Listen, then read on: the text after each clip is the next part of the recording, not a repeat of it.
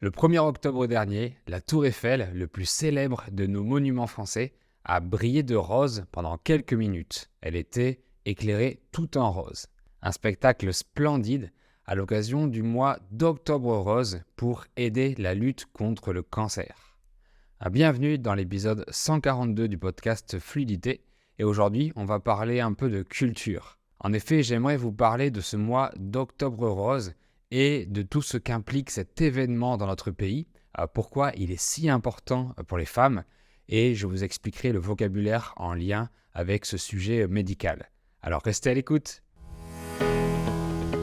Tu apprends le français ? Fabien te propose des contenus en français courant qui parlent de culture, d'histoire, de géographie française, mais aussi des biographies, des dialogues ou des astuces d'apprentissage.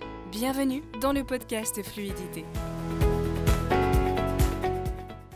Avant de commencer, je voudrais vous proposer une opportunité unique pour progresser en français si vous êtes intermédiaire, notre club VIP. C'est un club privé que j'ai créé, composé d'une grande communauté de plus de 450 apprenants, que je remercie encore d'ailleurs. Vous y trouverez des amis qui viennent du monde entier et tous ensemble, nous faisons des activités de pratique orale en groupe sur Zoom. De la lecture, des jeux, des quiz, des discussions sur différents thèmes, etc. Ces réunions sont organisées chaque semaine le mercredi à 18h30 et le vendredi à 18h, heure de Paris. Mais également le mercredi à 18h30, j'anime aussi un cours interactif pour expliquer facilement et clairement la grammaire du français. Nous avons un groupe Telegram pour discuter, partager et échanger où j'aide les apprenants en répondant à leurs questions évidemment. Le club VIP, c'est aussi des contenus exclusifs pour les débutants.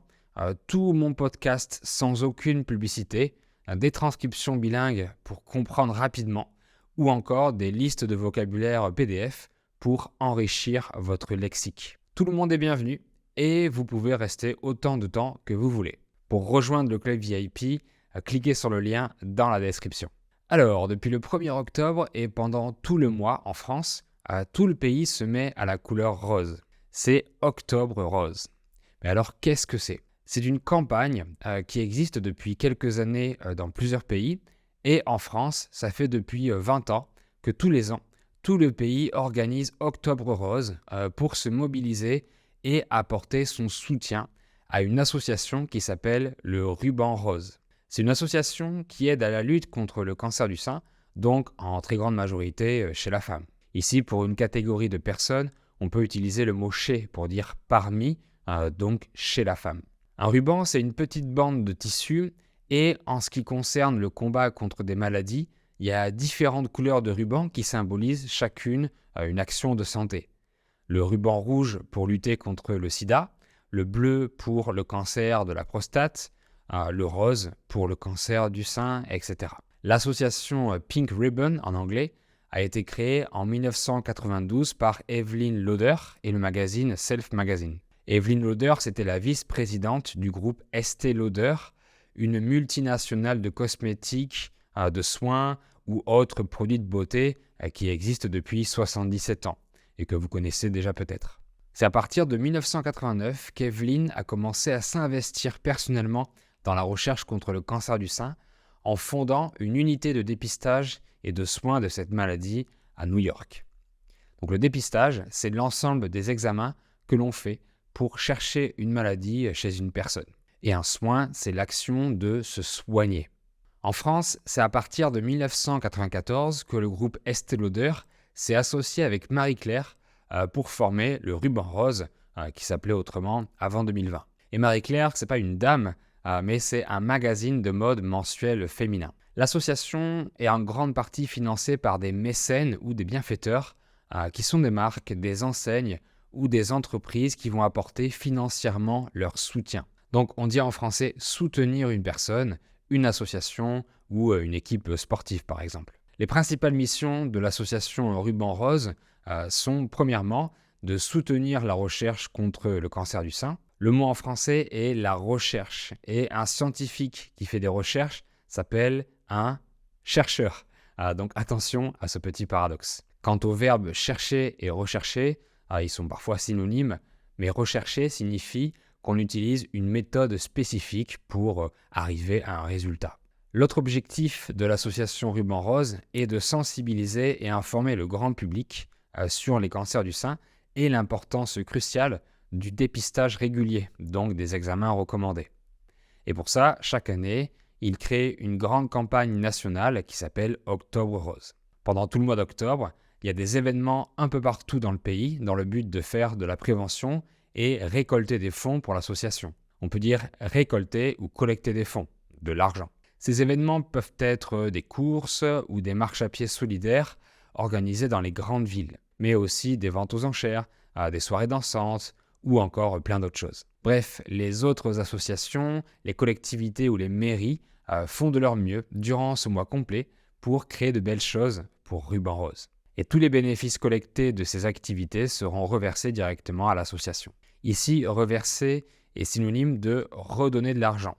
Je touche de l'argent et je le donne à une autre personne, donc je le reverse. Certaines marques vendent aussi des produits en édition spéciale Octobre Rose pour reverser de l'argent sur les bénéfices des ventes, par exemple. Les villes françaises sont également décorées en rose de différentes façons, comme avec du tissu rose sur des statues ou des monuments, des parapluies roses installés dans les rues, diverses pancartes, des ballons gonflables roses, etc. Et cette année, pour fêter ses 20 ans, l'association a lancé pour la première fois sa campagne avec un événement qui a eu lieu sur les Champs-Élysées, la plus belle avenue du monde et la plus représentative de notre pays. C'était le premier jour du mois, donc le 1er octobre. Il y a eu un défilé de 99 femmes et un homme atteints du cancer du sein ou déjà guéris, tous vêtus de rose et blanc pour l'occasion. Symboliquement, des blouses blanches ont aussi défilé, donc des médecins, des chercheurs ou des soignants. En effet, une blouse est comme une veste qui va jusqu'aux genoux et qui se met par-dessus les autres vêtements pour les protéger.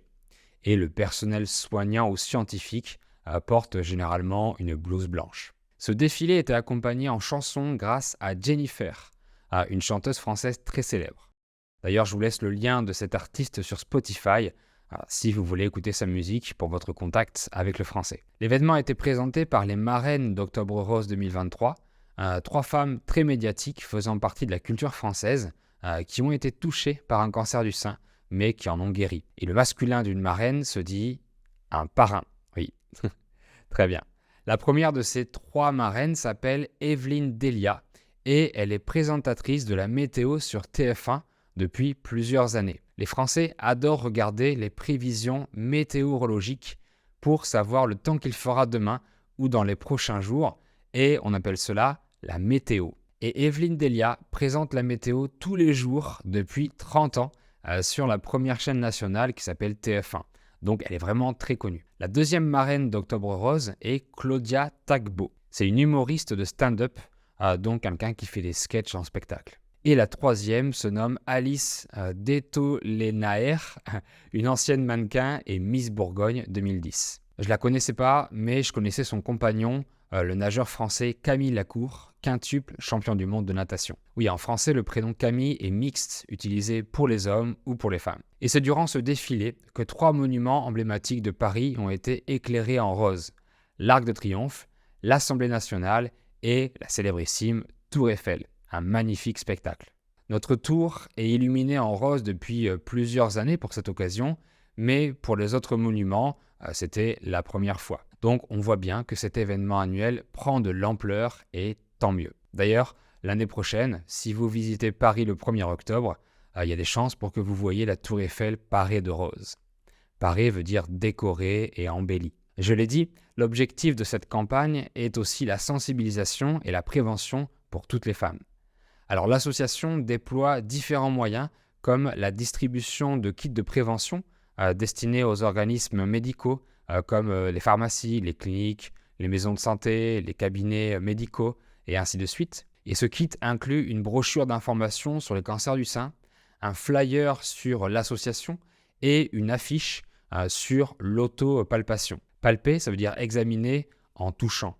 Donc l'affiche explique comment les femmes peuvent auto-examiner leur poitrine. Cette campagne est importante puisque de nos jours, ce cancer continue de toucher environ 60 000 nouvelles femmes par an et c'est le cancer le plus fréquent chez elles. Mais détecté à un stade précoce, donc très tôt, il y a 99% de chances de survie sur 5 ans. Donc s'il est détecté tôt, il est généralement plus facile à traiter, avec moins de risques de séquelles, un meilleur résultat thérapeutique et donc une augmentation des chances de guérison. Alors le ruban rose insiste sur le dépistage annuel. Depuis que l'association s'investit dans la lutte contre ce cancer, elle a récolté plus de 8 millions d'euros destinés à la recherche et a permis de faire reculer la maladie. Elle a également fait en sorte que ce cancer ne soit plus un tabou à notre époque, alors que c'était le cas plusieurs années en arrière, et du coup, beaucoup de femmes n'osaient pas se faire dépister ni en parler. Et sur les affiches publiques, dans les spots télévisés, à la radio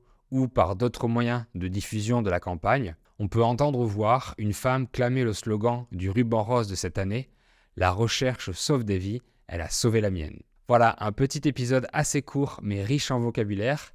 Essayez de réécrire dans les commentaires les nouveaux mots pour mieux les mémoriser. Et surtout, merci d'avoir suivi cet épisode. Si vous êtes resté jusqu'ici, ça vous a intéressé, donc mettez un like.